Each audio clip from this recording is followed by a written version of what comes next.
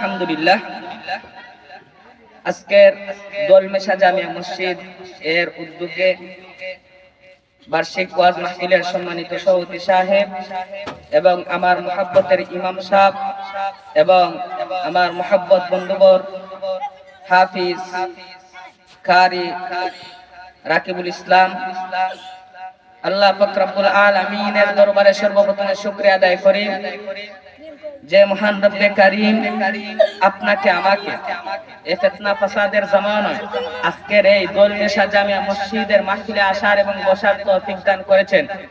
এর জন্য আল্লাহকে রাজি এবং খুশি করার নিয়তে আওয়াজের সাথে আওয়াজ মিলিয়ে জোরে কণ্ঠে জোরে আওয়াজ দিয়ে আল্লাহকে রাজি এবং খুশি করার নিয়তে শুকরিয়া আদায় করে বলি আলহামদুলিল্লাহ। শুকরিয়া আদায় করা হয় না, আরো জোরে হতে হবে যাতে মহল্লার মানুষ বলে না আজকের ওয়াজ সফল হইতেছে, কষ্ট করেছেন, দেখা যাচ্ছে দিন দুপুরে প্যান্ডেল ভরে গেছে, আরো জোরে হইতে হবে। মুসলমান আমরা আজকে শুকরিয়া আদায় করতে পারি না, এর জন্য আজকে আমাদের এই দশা। শুকরিয়া আদায় করি আল্লাহকে রাজি এবং খুশি করার নিয়তে বলি আলহামদুলিল্লাহ। আবারও বলি আলহামদুলিল্লাহ। আপনারা বলেন তো এই যে আজকে আমরা এই মাহফিলে আসতে পেরেছি, সে মাহফিলে আসার তৌফিক দান করেছে কে? আরো জোরে কে? এই যে আমি কথা বলতেছি এই কথা বলার তৌফিক দান করেছে কে? কে? এই যে আমরা কথা বলতেছি এই কথা বলার তৌফিক দান করেছে কে? এই যে আমরা শ্বাস নিতেছি আবার বের করতেছি, এই শ্বাস নেওয়ার তৌফিক দান করেছে কে?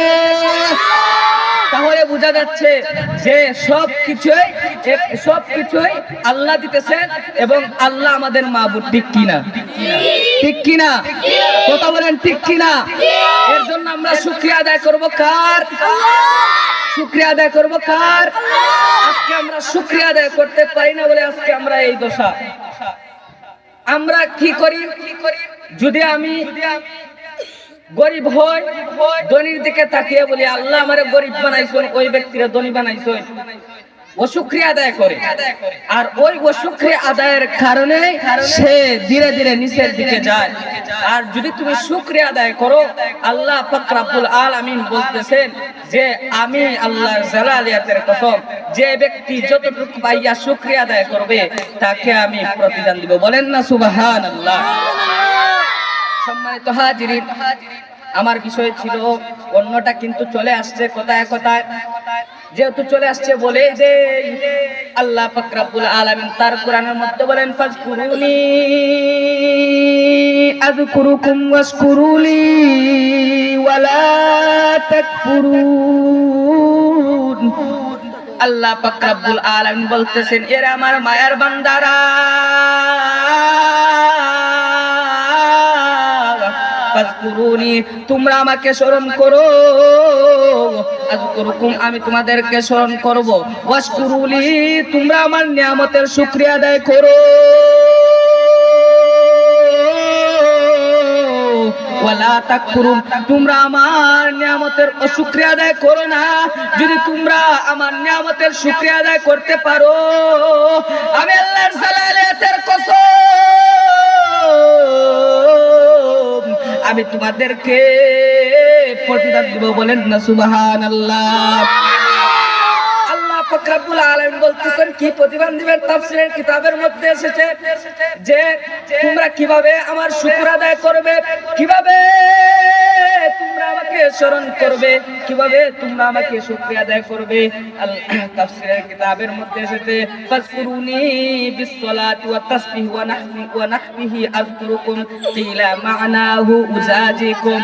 তাফসীরের কিতাবের মধ্যে এসেছে ওই আমার মায়ের বান্দারা তোমরা কিভাবে আমার শুকরিয়া আদায় করবে, শুকরিয়া আদায় করতে হবে এবং কিভাবে আমাকে স্মরণ করবে। ওই যে নামাজ আছে তাসবিহ আছে, ওই সবের মাধ্যমে তুমি আমাকে স্মরণ করো। যদি তুমি আমাকে স্মরণ করতে পারো রে, আমি আল্লাহর জালালিয়াতের কসম আমি তোমাদেরকে স্মরণ করব। বলেন না সুবহানাল্লাহ। এ ভাইরা আমার, তারপর বলছেন তোমরা আমার শুকরিয়া আদায় করবা কিভাবে? শুকরিয়া আদায় করবা এমন ভাবে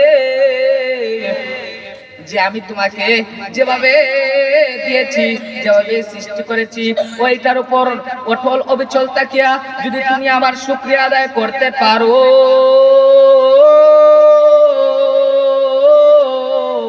আর অন্যদের দিকে না তাকাইয়া নিজের শুকরিয়া আদায় করো, যদি বলো যে সে ব্যক্তি ধনী আমি গরিব, এই সব বলে ও শুকরিয়া আদায় করো, আল্লাহ পাক রব্বুল আলামিন নারাজ হয়ে যান।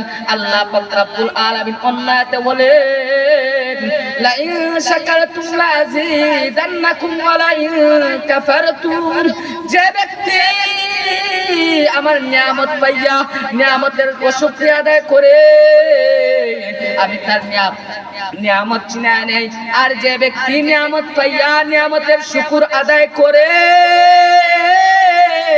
আমি তার নিয়ামত বাড়িয়ে দেই। বলেন না সুবহানাল্লাহ। এখন আপনারা বলবেন শুকরিয়া আদায় করলে কি হবে?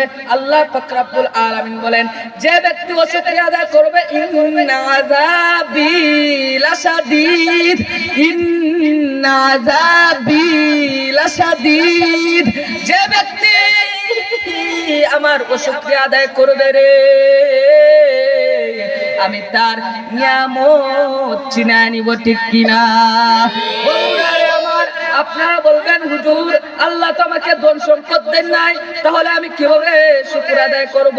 ইয়া আমার যুবক ভাই, ইয়া আমার মুরব্বি দাদা, ইয়া আমার মুরব্বি চাচা, ও পর্দার মা বোনেরা, আপনারা দেখবেন কোন সময় আপনাদের দুয়ারের মধ্যে ফকির আসে কি আসে না?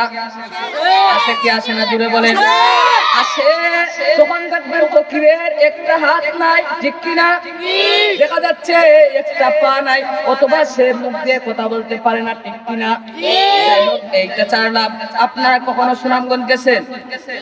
গেছেন? দেখবেন সুনামগঞ্জ বাজারের মধ্যে রাস্তার মধ্যে পরে কত ল্যাংড়ালুরা ভিক্ষা করে, করে কি করে না? ওইসব মানুষের হাত পা আছে? আছে কি নাই? নাই। তুমি তাদের দিকে তাকিয়ে দেখো, যদি তোমাকে এভাবে বানাইতা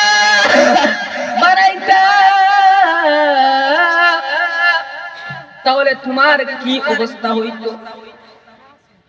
যদি তোমাকে পা না দিতা, যদি তোমাকে হাত না দিতা, তাহলে তোমার কি অবস্থা হইতো? সুনামগঞ্জ গেলে দেখা যায় মানুষে ভিক্ষা করে, কারণটা কি রে ভাই? কারণটা হচ্ছে তার পা নাই, কারণটা হচ্ছে সে মুখ দিয়ে কথা বলতে পারে না, কারণটা হচ্ছে তার পা ফুলে অনেক বড় হয়ে গেছে, হাঁটতে পারে না। দেখা যাচ্ছে সে চোখে দেখে না, ঠিক কিনা? এরে ভাই, যদি আল্লাহ পাক রব্বুল আলামিন আপনাকে আমাকে এভাবে হাত না দিতে, এভাবে পা না দিতে, তাহলে কি অবস্থা হইতো?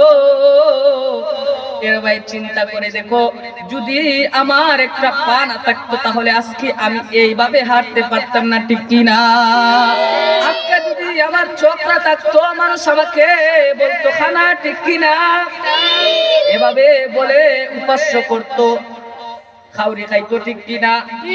ঠিক কিনা? জুড়ে বলেন। এর ভাই, যার একটা পা নাই সে জানে দুনিয়াতে চলতে কত কষ্ট, সে জানে। যার একটা চোখ নাই সে জানে দুনিয়াতে চলতে কত কষ্ট। যার দুইটা পা নাই সে জানে দুনিয়াতে চলতে কত কষ্ট। এর জন্য রে ভাইরা আমার আল্লাহ যে আপনাকে আমাকে পরিপূর্ণ করে বানাইছে, এর জন্য আমরা শুকরিয়া আদায় করব যে আল্লাহ যে আমাদেরকে যা কিছু দরকার সব কিছু দিয়েছেন। এর জন্য আবারও জোরে সুরে শুকরিয়া আদায় করি, বলে আলহামদুলিল্লাহ। আজকে অনেক মানুষ আছে শুকরিয়া আদায় করে না। আমি তাদের জন্য বলতেছি, তোমরা বনি ইসরাইলের দিকে তাকিয়ে দেখো, হযরত মুসা আলাইহিস সালাম